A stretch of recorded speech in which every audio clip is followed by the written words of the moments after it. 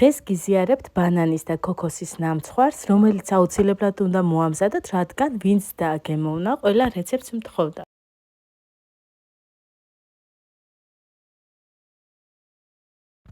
ექვს კვერცხის გულს და 150 გრამ შაქარს ამოიყვანთ გათეთრებამდე, შემდეგ დაამატებთ სოდაში გახსნილ ძმარს,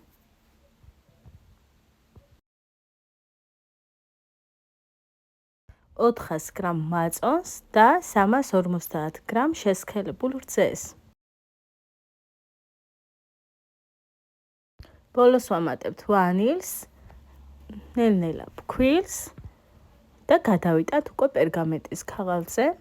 ცომი იყოფა ორ ნაწილად და ცხვება 2 ცალი ფირფიტა. ცხვება 180 გრადუსზე, შეგიძლიათ მზაობა შეამოწმოთ ხის ჭხირით. გამოდის ფუმფულა და ჰაეროვანი ფირფიტები. კრემისთვის 3 კვერცხის გულს ვამატებთ შაქარს, ამოვიყვანთ გათეთრებამდე და ეტაპობრივად ვამატებთ ჯერ რძეს და შემდეგ ფქვილს, შემდეგ ისევ რძეს და ვანილს. გადავწურავთ, დავდგამთ დაბალ ცეცხლზე, მუდმივი მორევით მივიყვანთ ადუღებამდე და ადუღებიდან 10 წუთში მზად არის. გადავაკრავთ საკვებ პარკს და გავაგრილებთ ოთახის ტემპერატურამდე.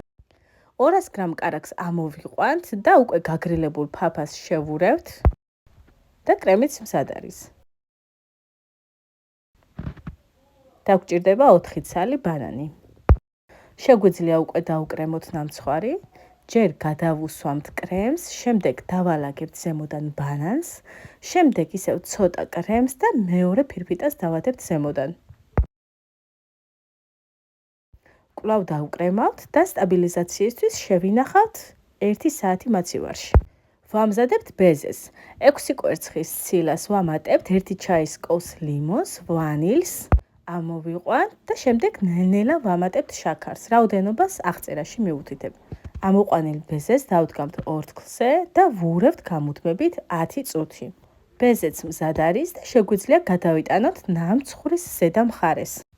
ბოლო ეტაპი არის ქოქოსის ფანტელი, რომელსაც მოვაყრით ზემოდან და ასევე გვერდებზე და ჩვენი ჰაეროვანი და გემრიელი ნამცხვარი მზად არის.